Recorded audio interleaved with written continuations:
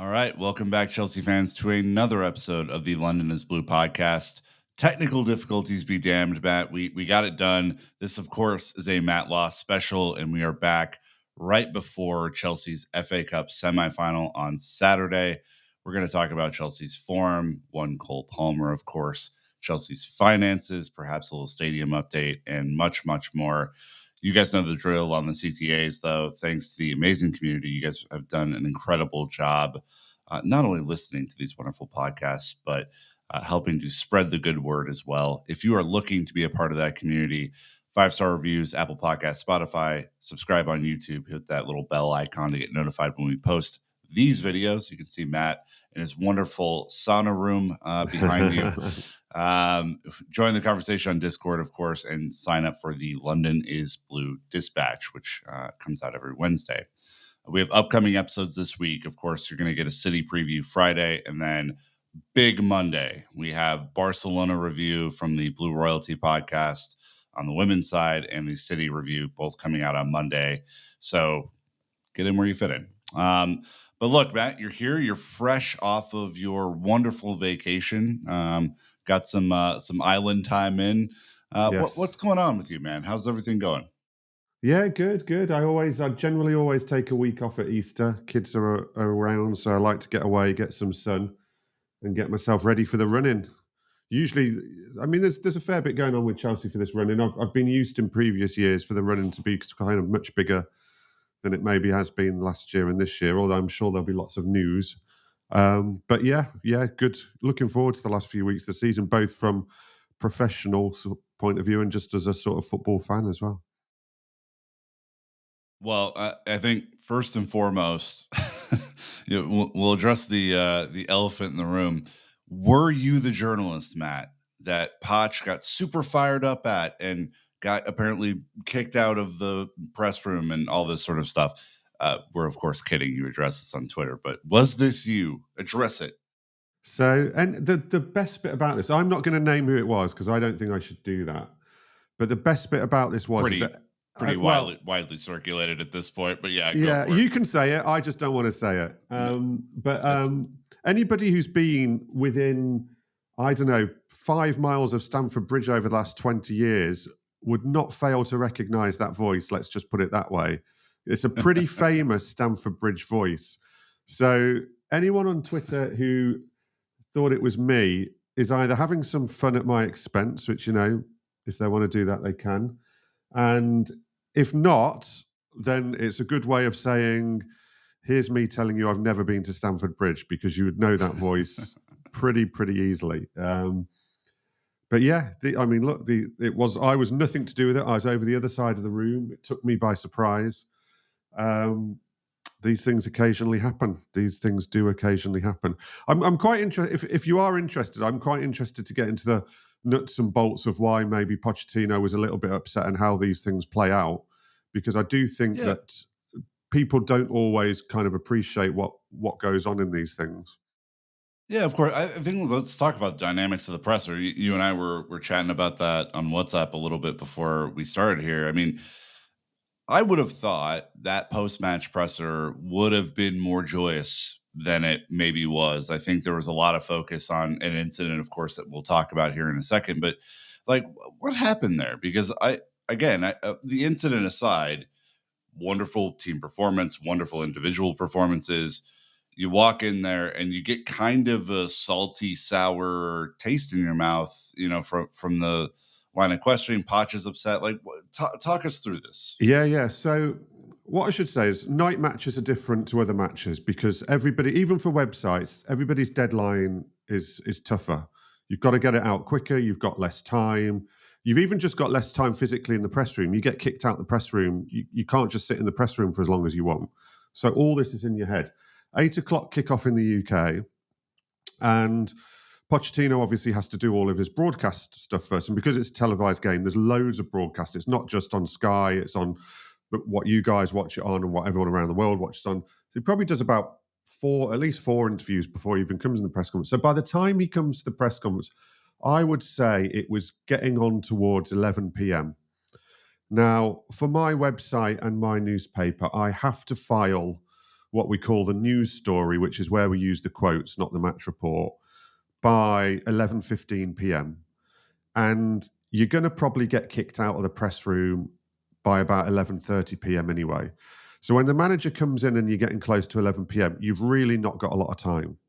It's not like a Saturday afternoon where you can spend 25 minutes talking to the manager and be quite relaxed about it. You've got to get bang, bang, bang, bang, bang.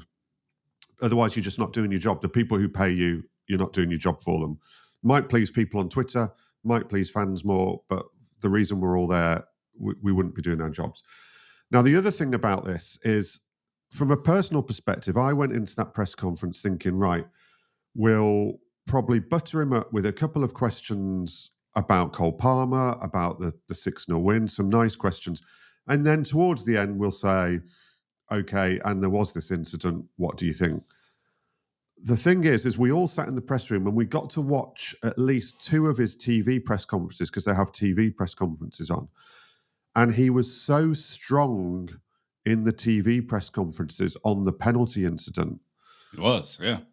That it felt ridiculous to have him walk in and pretend everything was okay to then go back to that, given that we'd seen how strong and annoyed he was. So you also get influenced by what you've seen on the TV. It's weird to see a guy annoyed about something and come in the press conference and you almost pretend it's not happened and then bring up the subject like, oh, we didn't even know it happened. So when he came in, I actually asked the first question, but I didn't get to ask my question, because what I actually started to say was, Maurizio, we haven't got an awful lot of time, but it's a really good win today. It's a really good performance. Cole Palmer, wonderful individual performance. But I do have to ask you about what you've just said on the TV. Now, I started to say the but, and he completely interrupted me because he knew what was coming. And he said, I know what the question is. I know what's going to happen. And he sort of gave a speech and he reiterated a lot of what he said on the TV. Then a couple of other questions came in on the back of that, following it up. He was asked to clarify. He had said on the TV something about, if this happens again, they're out. In terms of the players, they're out. And quite rightly, one journalist asked, can you just clarify, by out, do you mean they're out the team? Do you mean they're out the club? So he was asked to clarify that, and he made it pretty clear. He kind of meant they'd be out of the game. You know, they'd be subbed off. They might be left out the team, but he's not just kicking them out the club, I don't think. And anyway, he got probably 3 questions on this in total in the end. And then the press officer who was with him, he's a very good press officer. His name's Adrian Phillips, who always sits with Pochettino. He's done it for years at Chelsea. He gets on very well with the managers. He manages the press and the managers very well. I couldn't speak highly enough of him. He's one of the best in the business. He quite rightly at one point then said, look, we haven't got long now, guys. Can we just have a couple on has anyone got any questions on the game? We're going to go. He got asked, I think, 2 questions on the game, one about Cole Palmer, one about generally the win. And then the press officer said, look, it was gone 11 o'clock. Most of us were looking at our watches, looking at our laptops, thinking, crikey, we've got about 10 minutes to write this. He wrapped it up. He goes to walk out. Pochettino Jesus Perez is always in there with Pochettino. He sometimes helps him with his English if he starts to struggle on a word. And as they walk out, Pochettino makes a joke to Jesus along the lines of, one day we'll just get to talk about football, or one day we'll get to talk about football. And it was a bit of a throwaway joke about the season. It's been a disruptive season. A lot of the storylines haven't been around necessarily always football. No one took it offensively. I didn't take it as him having a go at journalists. It struck me as a joke.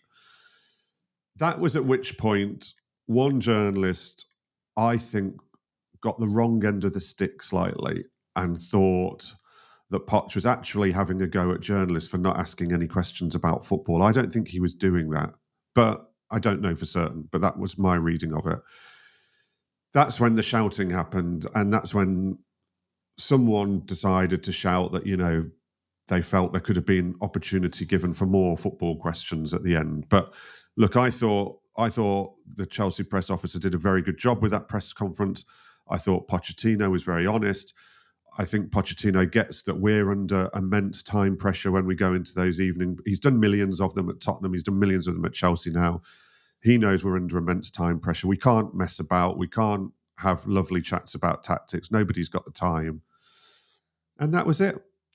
The thing that slightly frustrates me about these things is, I mean, back in the day, I had one with Harry Redknapp when he was QPR manager, when Queen's Park Rangers were in the Premier League in the year they went down, or maybe the year before they went down. And they were having a terrible time. This has got to be 15 years ago, something like that. And they'd lost. Actually, they'd won a game against Aston Villa, funnily enough. Although I don't think Harry knows that I'm a Villa fan. But I walked into that press conference and I sat on the front row with another journalist and I asked a question, and Harry Redknapp absolutely ripped my head off. He was unhappy about something I'd written before. He was unhappy about something I'd said before that he'd got wind of. It wasn't, abusive or anything. I'd made an opinion about a player or a team and he didn't like it. And he ripped my head off in the press conference, completely ripped my head off. And I didn't have a go back, but it was one of these sort of big instances. Now, these days, that would be blown up into this huge story because it would be filmed and it would be put on Twitter and it would be put on Facebook and blah. But back in those days, it wasn't. And all that happened was the next day I managed to get Harry Redknapp's phone number and I rang him and I said, look, I've got no problem with what you said, but are we okay professionally? Or do we need to have a meeting and do we need to sort this out man to man? Not fighting, but, have a proper... And he said, no, I've said my piece. I've said my piece. You did what you did. Line is drawn. Next time I see you, ask me a question. I'm not going to go for you again. I'll only go for you if I think you've done something wrong. Fine. That's what used to happen. These days, when something happens like happened on Monday, it gets filmed, it gets put on Twitter, it gets put on social media. I get why it's quite funny. I get why people are interested in it. But yeah, there was a bit of a... there was then this weird thing yesterday of who was it? And I can tell you that whichever Twitter accounts decided it was me did a good job of even fooling my friends, because I must have had 50 WhatsApp messages yesterday saying, have you been banned by Chelsea? I had a former Chelsea press officer contact me saying, have you been banned by Chelsea? I had people connected to Pochettino saying, have you been banned by Chelsea? Insane. There you go. So maybe it's much ado about nothing. I don't know. It should be much ado about nothing. Look, the bit I actually don't agree with is I don't mind people arguing in press conferences and raising their voices. I didn't agree with the swearing. I don't think you should be shouting swearing in professional environments particularly. And it caused this weird witch hunt, which was just... It was amusing to me to start with, then it was vaguely annoying because it was taking up too much of my time and energy. And yeah, but look, I will stand by the fact that I don't think Pochettino was having a go at journalists. I think he was joking, saying, one day we'll all actually get to sit around and talk about the good football. Well, it also checks out because he doesn't do the Mourinho thing where he will walk in with an agenda and it will be very clear that despite any question that is asked, he's going to figure out where to go to get whatever is what is on his chest off his chest, right? That has not been historically what Pochettino has done this year. I think Chelsea fans would like it if he did a little bit more of that, but that is not exactly the sort of profile of the press conferences. Usually the press conferences yield very little juicy bits or very little intrigue. And I think this was one of those situations where it felt like there was a little bit of confrontation. And at the end of the day, you watch that clip 100 times, there's really nothing in it. It was just everyone knows who the voice is. As you said earlier, I'm not going to give him a platform because whatever, it's not even a thing that I need to do. But you know exactly who that is, and you know exactly what their agenda has been all year, and it makes total sense. That's all I'm going to say. So anyway, it was very intriguing to hear kind of the breakdown of what goes into the pressers, because I think oftentimes, I don't know your schedule. I would have assumed that you would have had all night to write this story. Yeah, but you really don't at the end of the day. This is it. And some, even people who work for websites who do have all the time in the world. The Athletic, for instance, don't generally publish anything until the following morning. So they have all night to write something if they want. But they can't stay in that press room all night. People need to get home. People need to get tubes. People need to get buses. So again, if the manager's coming in at 11, even if you've got all night, you're getting kicked out of the press conference room by 11:30. So the 8 o'clock night games are a nightmare. I mean, here's another little one just before we wrap up on this. The Manchester United game was an 8:15 kickoff, which is a disaster for traditional media, deadline-wise. I had to write a first edition piece, which is our newspaper has different editions, and the very early edition that you can get first thing in the morning is called the first edition. There's a later one that later in the morning, the majority of people will get if they're getting the newspaper. The first edition piece I had to file while Manchester United was still winning, and the piece was literally how bad Chelsea's defence is. That was my piece. And I had to ring up the desk and say, look, I know you can't do anything about this going in the paper, but please don't put it online. Within half an hour, I will write you a Cole Palmer piece about the dramatic turnaround and put that online, because even though the defence was bad, it's just not the story now. It just looks ridiculous. And again, I didn't even get to use any quotes from the press conference that night. I had to just use quotes off television, because the managers were in at maybe 10 past, 11, something like that, and we didn't have time. So the timings massively influence everything. And like I said, at the end of the day, we are there to get the quotes that our employers want to work with, and not necessarily the quotes that people on Twitter want to always hear about. The two things aren't always the same. Well, there you go, Chelsea fans. A little bit of insight into Matt's job and day-to-day life, because I think it's important. We talk so much about the tactics and the personnel decisions and what's going on with the club, and we're going to do that here in a second after the ad break. But just thought I would contextualize what goes on a little bit to start this podcast, because there's been so much palace intrigue on it that it just felt stupid to not do it at the beginning. So we're going to take our first ad break here, and we'll be right back to talk about Chelsea's recent form, Cole Palmer, and much, much more. Thank you to the sponsors, and we'll be right back. All right, Matt, we got to just quickly follow up on the incredible performance on Monday. I think, as far as Chelsea performances this season go, look, Everton are terrible. They've been on a slide for a very long time. I think you pick them to maybe go down on our last podcast. So shouldn't be a surprise that they're playing this bad. Really, since they beat Chelsea at the first part of the season, they've been on the way down. But it was still a great performance from Chelsea. Take nothing away. And I think the penalty stuff is what it is, right? I think Poch now is named Cole Palmer the penalty taker. He issued the behavior warning to the rest of the team, as you rightly pointed out in the first segment. We did get a question from Donkey Kong on Discord saying, given what we saw with the penalty fiasco, was this simply a heat of the moment thing, or does it point to deeper issues within some members of the squad behind closed doors? Do you get the sense that there's any sort of like bubbling up behind the scenes? Like, what? I don't know how you get a scene like that. Look, I don't get the sense of something bubbling up. They're not a team yet. They're not a team yet. And Pochettino keeps saying that. And I think it's just clear, and everybody kind of knows it. There's friendships within the team, and there's groups within the team. And I don't want to use the word cliques, but they haven't come together as a proper team yet. And there are, because of the amount of criticism a lot of those individuals have had, even going back to the ones who were there sort of coming in January last year, there's a lot of people wanting to prove points and wanting to change their own narrative, which I get. But because there's not that team there, that's probably too much at the forefront of a few heads about wanting to change narratives and make points.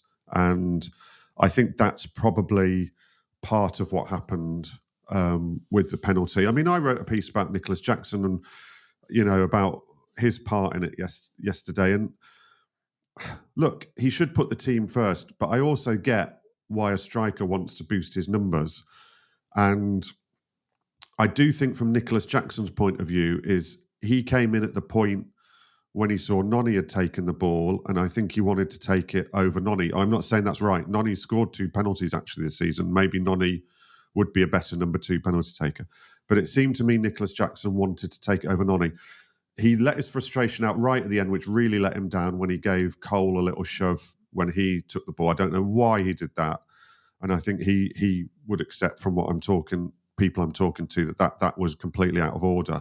And what he did around the penalty was out of order, by the way. But I think he was simply trying to take it over Noni. He's now level with Drogba's league first season. I know for a fact that he knows Drogba's numbers. That's a little thing for him. He wants to beat Drogba's first season numbers. 10 in the league, 16 in total. Jackson's now 10 in the league, 13 in total. So he's got a decent chance. He's got little targets in his head. He'd love to get 15 league goals now. If he could somehow get to 20 overall, which is probably pushing it, it would be incredible for him. So it's just all these little things. I'm not trying to make excuses, but all these little things I think come into it. The fact that Chelsea were 4-0 up, stuff like that. The fact that maybe as well that Cole didn't initially... The award of the penalty was slightly odd because everyone thought it was on Noni to start with, but it was actually on Cole. And Cole didn't sort of initially take the ball. I don't know. It sounds like I'm trying to make excuses, and I don't want to, because the whole incident was ridiculous and shouldn't be repeated. But equally, I don't want to go too hard and too overboard and kill them for it, because Pochettino said what he said. I think the message has got through. I'll be quite surprised if it happens again now. And I do think there were probably some understandable intentions in it. Just misguided intentions would be probably my best way of describing it. Not same situation, but it's the first real boiling point between Chelsea players since Kepa wouldn't leave the Carabao Cup final, where it's like no one knows what the hell is going on or why it's happening or whatever, but it's happening in front of you and you're seeing it and you're like, what is this? Like, why would this ever happen in this way? And look, I'm glad that Poch came out really strongly. Like, the camera panned to him during this issue, right? And he had this as a dad, I'm sure you've issued this look once or twice in your day where it's like, all right, just get back over the sideline. We're going to have a real chat about this. Yeah. And it was I think my hope is that they understand what's going on here now. I mean, I think it takes away from a really great night for Nico. This is the most annoying thing for him, because he hit that Drogba figure. He scored a really good goal. A lovely little link play with Cole Palmer for Cole's first goal. There's a lot to be positive and really encouraged around Nico at the moment. And I think we'd have been talking about that a lot more, which is so stupid from his point of view, and something he'll hopefully learn from. He's been on 9 yellow cards now for 7 games and not got the 10th. He's got to get through one more game against Arsenal, and I'll probably jinx it now and he'll get booked. But to me, his discipline on yellow cards has improved, and he's not making stupid arguments with the referees or needless arguments with the opposing defenders. I feel there's been a change in him since he's come back from AFCON, where he didn't play. I think he's come back from AFCON having not played, probably maybe a bit of a reality check from going away and not really playing for his international team. And I've heard he's been very good in training, and he just strikes me as a slightly sort of I don't want to say more mature, because this whole penalty incident completely rips up my argument on that. But I've seen a change in him. I've seen a change for the better in him since he's come back from AFCON. I mean, 18 goal contributions in all. I mean, I think we were looking at 15 as the high water mark this year for him. Right? He's already surpassed that, from the preview that we did this season. Where we're like, we don't know who this guy is. We don't know if he's going to adapt to the league or not. Like, he's scored in every competition. He's assisted, I think, in every competition. And he has, I think is really doing some stuff off the ball. That's not goal scoring stuff. That is really impressive. Like, if you're watching him, or if you don't typically watch him as you're going through matches, Chelsea fans, cue your eyes to him for like a 10-minute stretch where you're really focused on him. He does so much work on the ball, off the ball. He makes a ton of unselfish runs when we're in transition. He's a really good player. He is, He's and certainly look, impressed me. there was a list on Twitter today, funnily enough, that I spotted of the players he scored more than this season: Havertz, Alvarez, Højlund, Rashford, Gabriel Jesus scored more than all of them in the Premier League this season.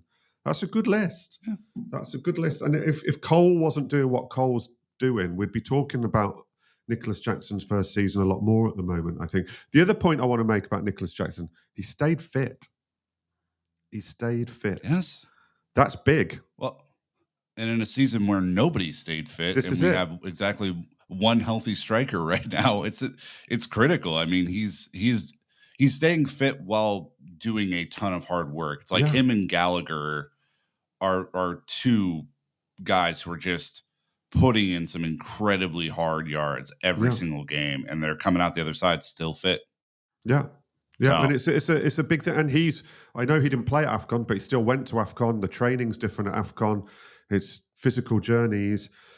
He went to AFCON, came back fit. He's been fit. He's been fit and available. If he had got any sort of 5-6 week injury within this, Chelsea would be in a mess because of their striker situation and the other injuries. So that it sounds really simplistic and not something you'd necessarily praise an athlete for normally, but him staying fit has been a key element for Chelsea of remaining, they are competitive. They could still qualify for Europe. They could still win a trophy. Well, and I think too, I remember when he picked up his 9th, right, for celebrating. February the and 12th, was. Yeah, we sat here and we're like, there's just no way. There's Yeah, no way exactly. he makes it another, whatever it was, 10 or 12 games, whatever it was. And It's been 7 Premier League games. I counted it yesterday, so he's got to get through an 8th. It's by far he got his first 5 bookings in his first 6 league appearances, and he got a suspension. So the improvement there is remarkable. And look, I say this every single pod I'm on. I'm a Villa fan. After Arsenal, Chelsea play Villa. From a pure supporter perspective and in a very unprofessional way, I would love him to get booked against Arsenal because Chelsea with Nicholas Jackson are much harder to play against than Chelsea without Nicholas Jackson. Mm-hmm. There you go. I mean, all that, I think I'm trying to be level-headed about it too. I really didn't like the incident, but I also think, he is doing a lot of good stuff. And I think oftentimes the enigmatic striker does get falsely labeled and characterized. And I do want to make an effort where we can to balance that perspective a little bit. I've been way more sympathetic to him as well on that since I sat down with him and did my big interview with him, just because hearing his story, I mean, I refer back to it a lot. Just over 6 years ago, he was playing barefoot in Senegal. He is a street fighter. He's come from a street fighter background. He's at Chelsea because he's a street fighter, because he would have never got out of Senegal in his situation without being a street fighter. He's gone through Villarreal so quickly from the sort of youth team and B team through to the first team to get his move because he's a street fighter, because he fights for himself. Now he's at Chelsea. He needs to refine that, but it's going to take time, and that's not necessarily his fault. He's 22.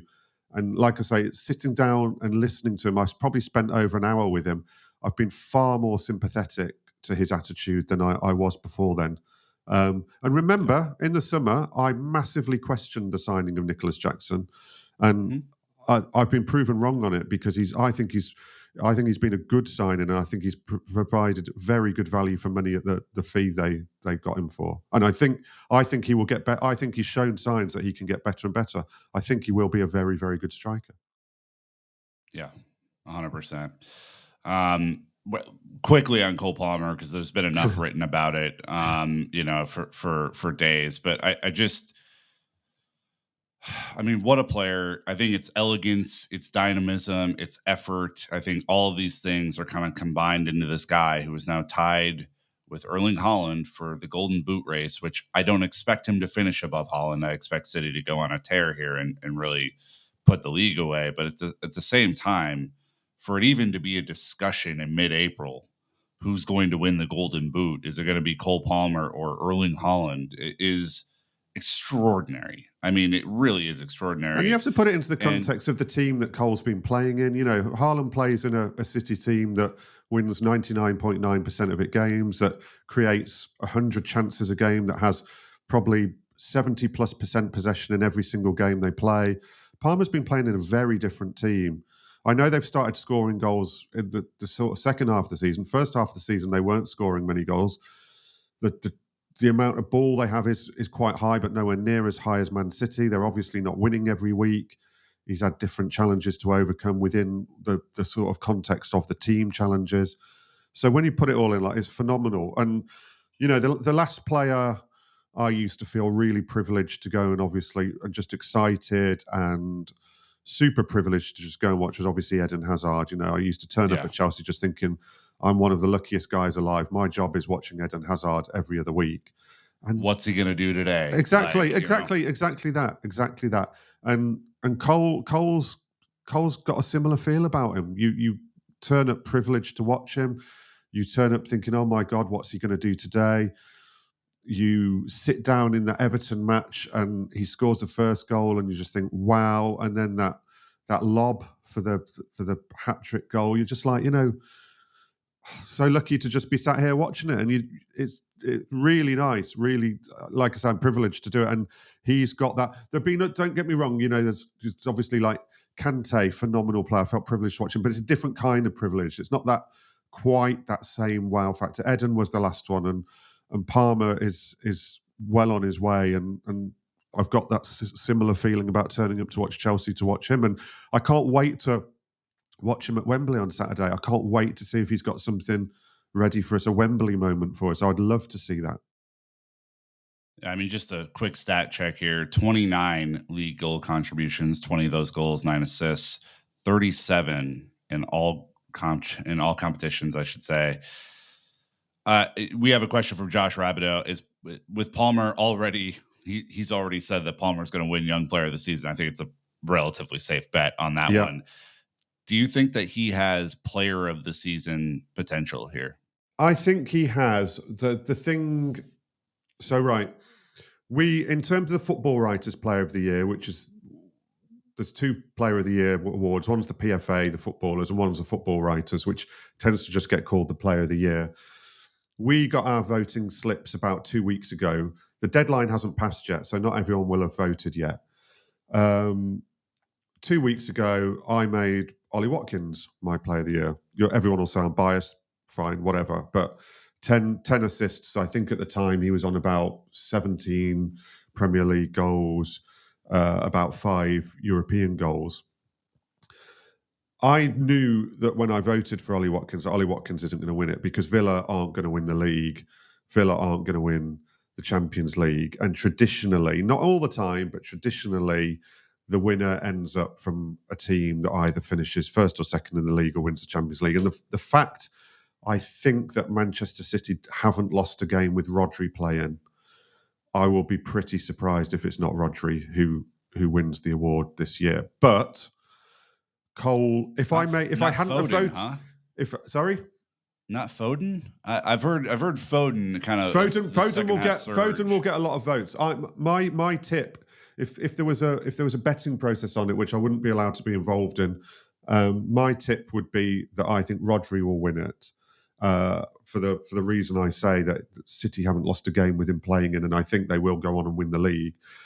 But if I hadn't already made my vote for Ollie, I would now be seriously considering voting for Cole. It would be between Ollie, Rodri, and Cole. And I also tend to like to not go for the obvious one, for the obvious sort of winner of the team who's going to win the league. So people making their votes now, I think, will be thinking about Cole. He could easily finish in the top 3. He will win Young Player of the Year. I don't think he will win Player of the Year, but he will be in the conversation now, yeah, for sure. And he should be. Just last question on him, and then we'll move on to other people. He's clearly the man at Chelsea now, right? He is clearly the top dog. He's clearly the player that everyone is kind of focused on. The opponents are focused on. He's clearly the facilitator and the scorer. Do others have to take a back seat based on this kind of new development that's happened this season. Even players with impressive profiles like Nkunku or Enzo or even Levi Colwell, who's another young player in the team who has kind of star potential written on him. Does that mean that they're taking a step back to kind of elevate him into the role that I think he's earned? Well, you only have to look at Chelsea's social media. If you look at their Twitter and their Instagram, I would say 95% of their posts over the past month or so have been Cole Palmer. It's been Cole's goals, Cole's pictures, Cole's Man of the Match awards, Cole's quotes, Cole's everything. Cole Palmer, Cole Palmer, Cole Palmer, Cole Palmer, Cole Palmer. Understandable. I do think they have to be a bit careful about that, because while I don't think any Chelsea players will debate the fact that Cole deserves all the praise he's getting, you've got to remember that others still make a contribution. I actually wrote a bit of a tongue-in-cheek piece after the Everton game about Chelsea being the Cole Palmer team, because Pochettino's Tottenham team used to get called the Harry Kane team. And they were never the Harry Kane team. They had Son, they had Moussa Dembele, they had Dele Alli, they had Vertonghen when he was in. They were never the Harry Kane team. And it used to annoy the hell out of Tottenham being called the Harry Kane team. And not because of any bad feeling towards Cole, completely the opposite, but it will start to annoy people around Chelsea if they start to get called the Cole Palmer team while other people are doing good things. And I do think the social media people and everything might want to share out a bit more praise than just Cole. But look, he will rightly, he is the star. He is the star boy. He's the star with the fans. The other players, I think, will appreciate the fact that he is the star and that he has sort of single-handedly almost saved their season from being a write-off. We'll see where this season finishes, but at the moment it's still not a write-off. And I've written a piece. I think it will get reflected at the right time in a new contract for him. Obviously, years-wise, he doesn't need any more years, but he's mid to low ranking on the earnings, and he will go right towards the top of the earnings. There was an interesting piece today that apparently doesn't even have a goal bonus in his current contract, which I assume will get renegotiated in as well. Okay. Yeah. So, it will. He has to be rewarded, because what these owners have said is they've always said is that what they want is a more realistic base and the opportunity to reward performance and reward excellence. And they have to reward performance and excellence in the part of Cole. And certainly no players will have any problem with that. And players will realise that they're star. But it'll take the pressure off some people. It will help some people. Some people can operate without constantly being scrutinised themselves for a little bit. I mean, I thought, like we've talked about Jackson, I thought Caicedo had one of his best performances against Everton. I know we're judging against Everton and they were terrible, but still, I thought he had a very good performance. And I thought the balance of the midfield and the forwards in terms of attacking and defending looked to me the best it's looked all season against Everton. Because while I've seen games where the balance has looked quite good offensively, it hasn't been right defensively, and vice versa at the start of the season when they were maybe more secure defensively and they weren't creating enough. And the one thing I would say about Cole Palmer that he has to work on is off the ball, and moving him actually into the number 10 and having Noni on the right helps them defensively, because Cole doesn't always run back. And Noni actually works quite hard running back. And I thought, and obviously Gallagher's legs next to Caicedo, I just thought the balance looked really good. And it'll be really interesting if Enzo is fit again this season, or if Enzo is ready to play, what Pochettino does, because for me, the balance looked great as it was against Everton. We will touch on that and much more coming up right after the final ad break. Stick with us and we'll be right back. Let's just look ahead to Saturday, because I think it's important. We're talking about the midfield pivot right before the break, and Gallagher, Caicedo, they look dynamic next to each other. Caicedo looked the best he's looked all season. Again, Everton were poor and gave us a ton of space on the ball to do whatever the hell we wanted to do. City will obviously not do that. There will be much more pressure, many fewer passing lanes to get the ball in behind, but they can be had from a defensive perspective. For sure. They're not perfect. For sure, yeah. So are you hearing some of the same murmurs that are out there that Enzo is considering surgery and that perhaps this is the pivot for the rest of the year, assuming they can both stay healthy? This has been a rumour for a little while. This isn't a new rumour. I know he's just come out the team through an unspecified injury, but even before he came out the team for this latest unspecified injury, this has been a rumour for a while that he's been playing with a problem or with an injury that may require either him to have a spell out or to have some sort of procedure. Nobody's saying anything, so I don't know, but it's not a new rumour. And yes, I have heard it. Do I know whether it's true? No, but it's been around for a while. And the fact he's come out the team, I was away in Tenerife on holiday, but when I heard that, Pochettino had said that Enzo, and I saw the injury update that Enzo's not available, I did think, oh, is this related to what we've all been sort of hearing rumours of for a little while? And, it may well be, but I liked the Caicedo Gallagher pivot against Everton. I'd like to see it again.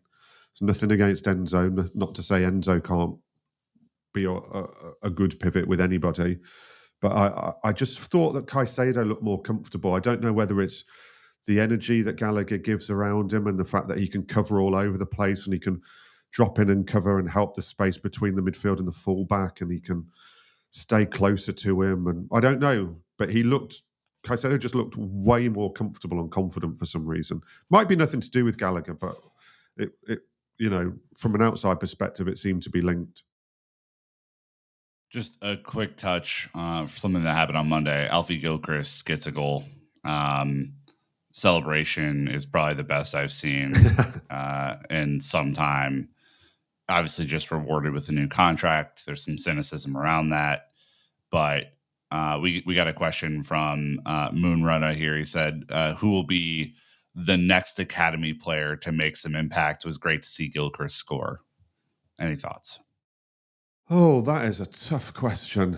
That is a tough question. I must have missed that in the script you sent me because I'd have had an answer ready for you rather than trying to think off the top of my head. I'm struggling with that one.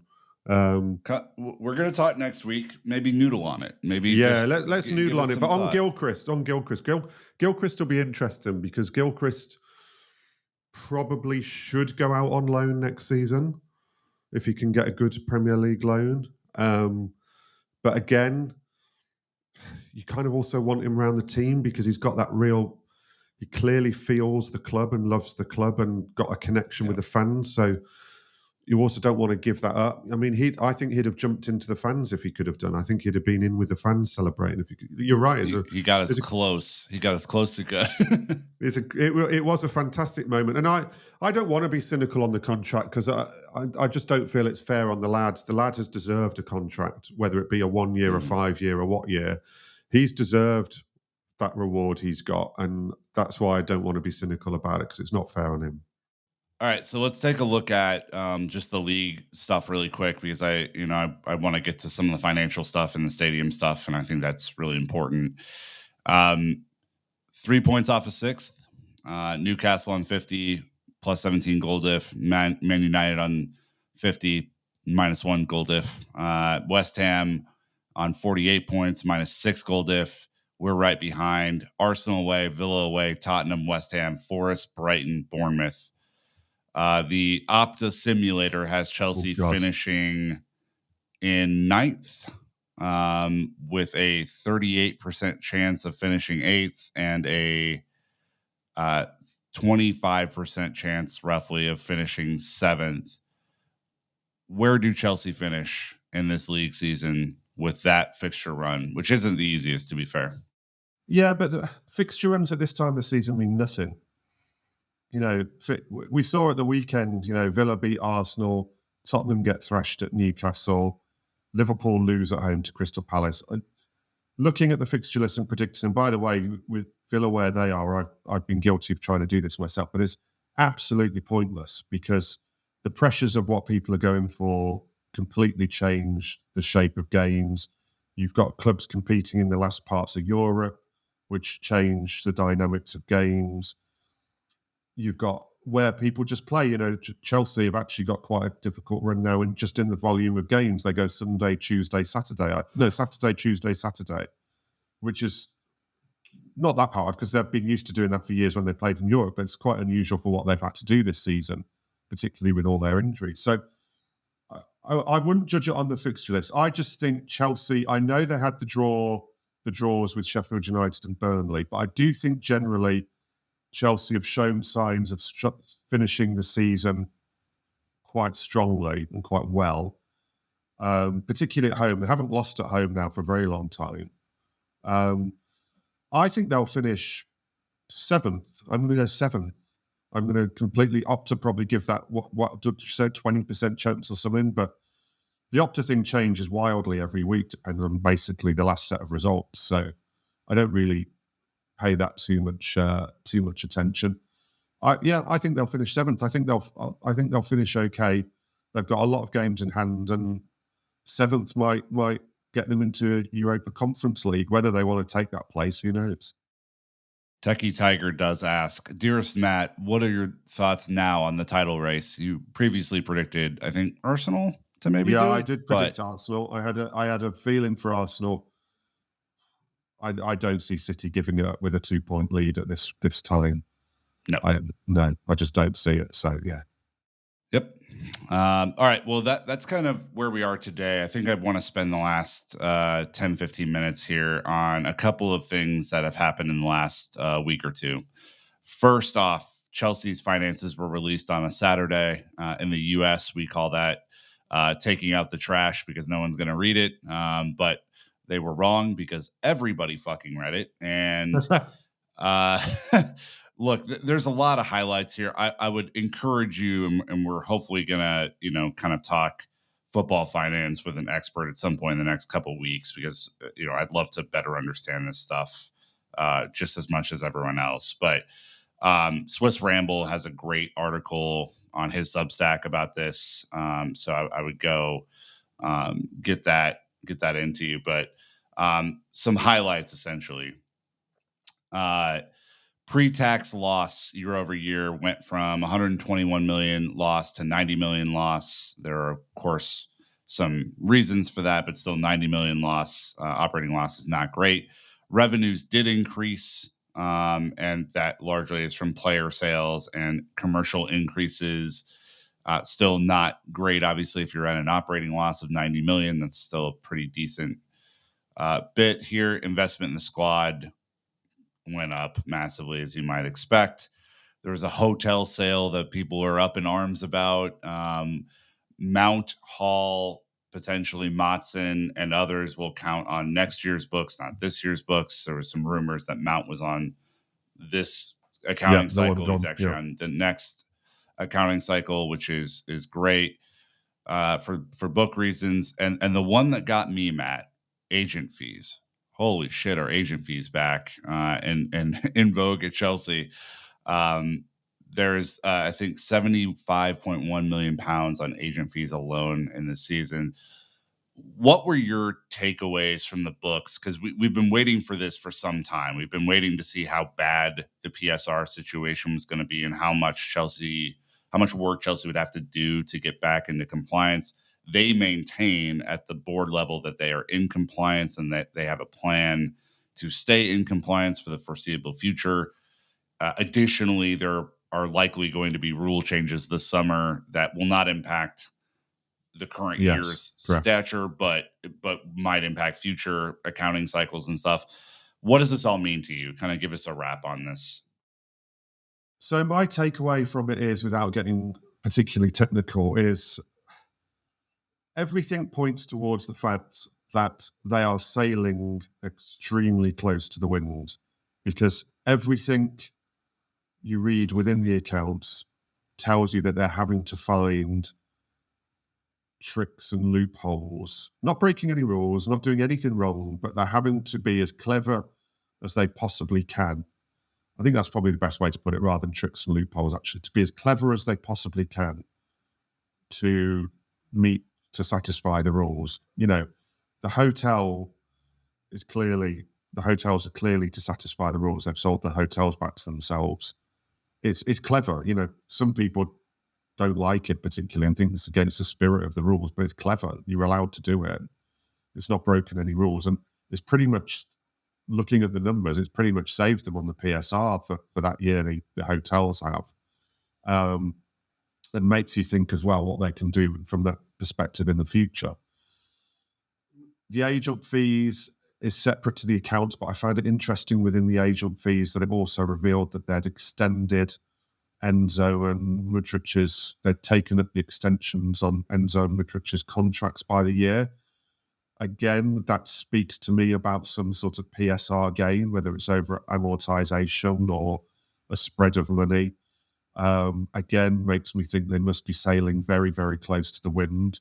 The Mount thing is a surprise. I think everyone thought that the Mount figure was in the last set, so the fact that will be coming in the next set is a boost to them. You know, if you take Mount at 50, 55 or whatever it was, and you take Hall at around 30, and you assume they easily get the Matson release clause at 35, you know, that's a lot of profit straight away that they're going to make, you'd imagine, in time for the next set of accounts.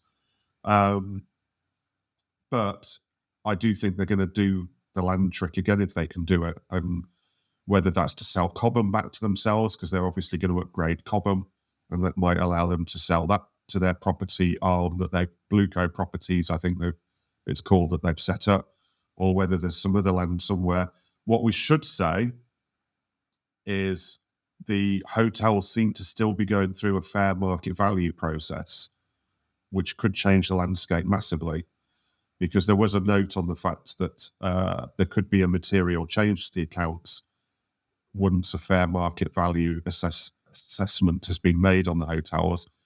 And there has been some questions as to why that's taken so long. Nobody, the Premier League haven't given a view, and Chelsea haven't given a view, and you draw your own conclusions that maybe there's quite a detailed assessment of that going on. It's quite a hard one to value those hotels, because they've valued them both at around 75 million or just over 75 million. And in pure London property terms, that's probably perfectly fair. And I know they've had two independent companies do that valuation for them. I know who the companies are. For whatever reason, the companies don't want to be named, so I can't name them. But they're completely independent of Chelsea. They're not affiliated to Chelsea. They're not affiliated to Clearlake. They're not affiliated to Jonathan Goldstein's property arms or Todd Bowley's property arms. They are completely independent. I know the names of them. One of the names people would recognise immediately and know they're independent. The other one, they are independent, but not such a well-known name. So they have valued them, so that on that perspective, they should be covered. The only thing I would say on the hotels is I think there could be an argument over the fact of these hotels would be actually worthless to anybody apart from Chelsea, because everybody knows that Chelsea are either going to redevelop or rebuild Stamford Bridge or move to a new stadium even, and therefore these hotels would get knocked down. So to anybody outside Chelsea, they're kind of worthless, which is why I think maybe the fair market assessment is quite difficult. But at the end of the day, those standard of hotels in the middle of London probably are worth 75 million. And like I say, they've definitely got two independent companies to verify that. But yeah, my takeaway is they're sailing close to the wind, and they're having to be really clever about it. And they're going to have to continue to be really clever about it to not get themselves into problems. I'm amazed we haven't heard about other clubs complaining, not because I think there is a legitimate complaint, but just because I think it's a free hit for a Forest or a Wolves or an Everton to say, hang on, this isn't fair. We haven't sold the hotel back to ourselves. Whether those complaints are happening in private, possibly. But yeah, I can't. That's my sort of main opinion on it. So two questions in here from listeners. So JCL asks, any updates on next year's front end shirt sponsor? Because obviously that is a big part of increasing revenues. And any updates that you're hearing on that front? Nothing past what we talked about a few weeks ago. Riyadh Air, obviously one of the big ones they've been talking to. Bowley's been out in Saudi talking about transfers, and I think probably Riyadh Air. There's a couple of other companies, one of which I did know and I've named on here before and has escaped my memory as I speak to you. But they're out there in the public domain. They're trying to do a big deal on it, but it's difficult with no Champions League and whatnot. And then EBS, with Motson advancing in the UCL, are Chelsea having second thoughts about selling him, or are those performance clauses just going to inflate his price essentially? Well, you can't inflate his price past his clause in his contract, because he signed a new contract when he went to Borussia Dortmund, and it included a £35 million exit clause. So you can't inflate his value over that. All you can do is guarantee that you're probably going to get that, which is kind of what's happening. I don't see Maatsen coming back to Chelsea, or Chelsea changing their mind on Maatsen. I think it's very clear what was going on when he went to Dortmund, and I think it's working out for everyone. It's working out for him, and it's probably working out for where Chelsea want to get with him. And I think even with his performances, you're not going to get a situation where Ian Maatsen's worth a lot more than 35 million at the moment, even with his performances and without the exit clause. So I think that's just probably going in the direction of travel that the player and the club hoped. Yeah, I can't emphasize enough, even if it's not the Champions League, getting back into Europe from a revenue perspective, massive boom for Chelsea. So a lot of work to do there, as we said earlier. But, well, the interesting thing Chelsea, is the Conference League might not be. The Conference League, they would have a decision to make over whether they would enter it. Because, really? Interesting. Maybe this is another show, and I'm going to try and explain this in the simplest term possible. But because of Chelsea, because of the European FFP being different to the English PSR, the chances of breaching European FFP may not be worth taking for the very, very minuscule amount of money you can make on playing in the Conference League for a year. So AC Milan, I think, did it one year, whereby they decided it was actually worth them not entering the Conference League to escape the potential of a 2-year European ban, and give themselves a year to get themselves in compliance of European financial fair play. Chelsea will have a decision to make on that, because they'll be sailing. European financial fair play is harder to meet than Premier League PSR, and I don't think the hotel sales can count within European financial fair play. There's some disagreement on that in the financial circles, but regardless, I don't think there's any disagreement on the fact that European financial fair play is harder to meet, and therefore you have to weigh up the risk and reward of, if we got a 2-year ban, is it worth it to play in the Conference League, or is it actually worth giving ourselves an extra year to get into a situation where we can get back into Europe, into a better competition, and not be at risk of getting a European ban? Look, they're not there yet, so it's not really a conversation to have just yet. But certainly, if they get in the Europa League by winning the FA Cup or through the league, I don't think there's a question on the Europa League or the Champions League. I think the Conference League would at least spark a discussion. All right, last bit before we let you go, Matt. Obviously, the stadium redevelopment took another update last week, as Chelsea were able to secure the £80 million deal to buy the Stoll site that is right next to Stamford Bridge. It's obviously a home for war veterans that's been there for 100+ years. Chelsea have new leadership leading the stadium charge, with Jason Gannon taking a much more significant role. He's Chelsea's CCO, Chief Commercial Officer. So he said, "We are delighted to increase our footprint at Stamford Bridge and take a significant step towards ensuring the long-term financial sustainability of the club." When you look at the Stoll site on a map, you look at where the hotels are kind of right across the way. That purchase does mean that there's a bigger plot of land to potentially redevelop Stamford Bridge. And, that's obviously good for a whole host of reasons. What are your thoughts about this? There have been some rumors that Chelsea couldn't even start building until 2027, which is obviously 3+ years away. Thoughts? Yeah, I think the 2027 thing may have been slightly misunderstood. I don't think they can start building where the Stoll site is on 2027. Exactly. That wouldn't necessarily rule them out starting building until 2027 because you don't have to do everything in all one big go. So I think there's been a slight misunderstanding around that. On Stoll, what I've always been told is it doesn't mean definitively that the decision is made that Chelsea are staying at Stamford Bridge, and it wouldn't make that decision.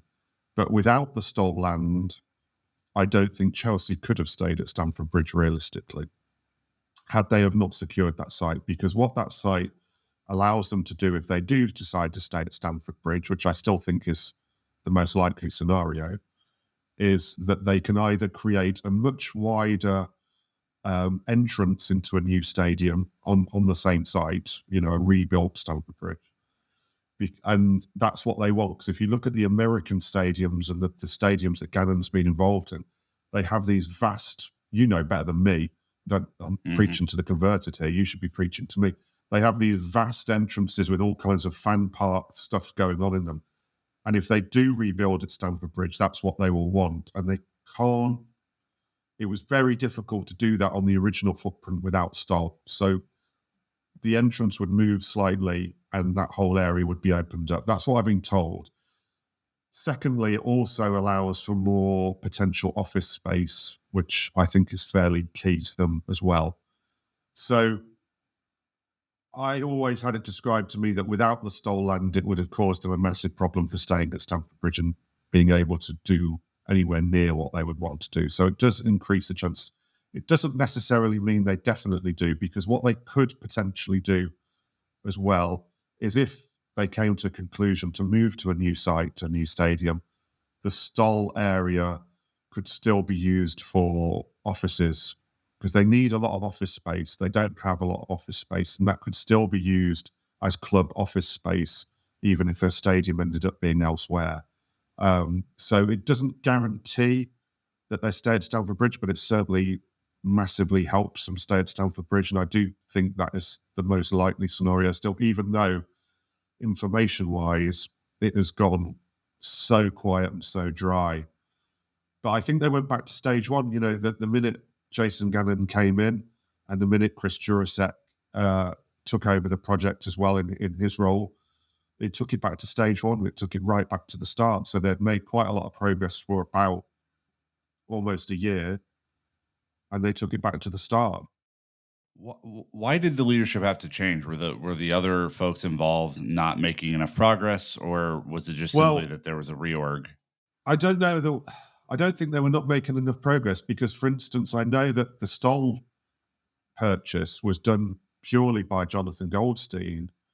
The 80 million purchase of Stoll, that was completely negotiated by him, and he was the guy who had been leading on the stadium. I've always felt that the change of leadership around it points towards the fact that there have been disagreements and splits within the ownership about what to do. I think, and this is an opinion, I stress this is an opinion. My guess, though, is that some people within the ownership wanted to press forward with a certain plan over the stadium much quicker, which I assume would have been staying at Stamford Bridge, because I don't see how you would press forward with moving away much quicker. And that other people wanted to take more time to explore whether there were other options, e.g. new sites other than Earls Court, and also the options around where they would play. Because whatever they do, they are in a really tricky position, because whatever they do, they're going to have to take a load of pain. If they move away from Stamford Bridge, obviously lots of people don't want to move away from Stamford Bridge, and that would cause a lot of uproar. But if they stay at Stamford Bridge, which would probably be the more popular option, they've still got to sort out then where they play and what they do while the stadium is being knocked down and rebuilt, essentially. And I tell you, if they do it, if they spend 4, 5, 6 years at Wembley, they will lose a lot of their traditional fans over that time, because going to Wembley every other week will be a horrendous experience for people. I'm not sure whether Fulham is realistic because of the council and the residents around Fulham not necessarily wanting a football match played there every single week of the year. if you go around Fulham, the property there is some of the most high-end property you can find in the entire country, and they're not the kind of people who necessarily want football fans hanging around outside their front doors every weekend rather than every other weekend. So there's a lot of challenges, and there's a lot of pain to go through with whichever decision they make, and that is the difficulty for them. All right. Bonus question here, completely separated from any stadium or finance discussion, because I got to fit this in because he is on top of it every week. Alex in Houston, if you had to pick one, would you rather your arms bend the opposite way or your legs, Matt? It's an easy answer. You got this. Is there an obvious answer? Yeah, it's your arms for sure. I was going to say arms, but I'm not sure why. Well, yeah, because if your legs went the opposite way, you'd be like the dinosaurs. But I'm assuming you can also still bend them the normal way too, or they bend the other way forever. Well, you'd be hyperextending them every time if you did that. That wouldn't be fun. Arms. It might help me in the gym or with golf or something. Arms. There you go. Develop a new golf swing. Or even with drinking. Maybe it would help me with drinking. Yeah, neither one of us needs any more help in that category. But look, thank you for a great episode, Matt. Obviously, a lot of insight here, a lot of stuff happening with the club on the run-in. Hopefully, Chelsea are able to make the final on Saturday. It's a big one. So see what happens. But I always fancy them in these games. I tell you, every time when they play one of these City Liverpool games or finals or semi-finals, I always fancy Chelsea in these games. They're going to win. They're going to beat Man City. City are going to beat Real Madrid tonight. They're ahead in the league. They're going to rest Rodri in the semi-final, and Chelsea are going to win the semi-final. There you go. I can't say it better. So look, until next time, Chelsea fans, you guys know what to do. Keep the blue flag flying high.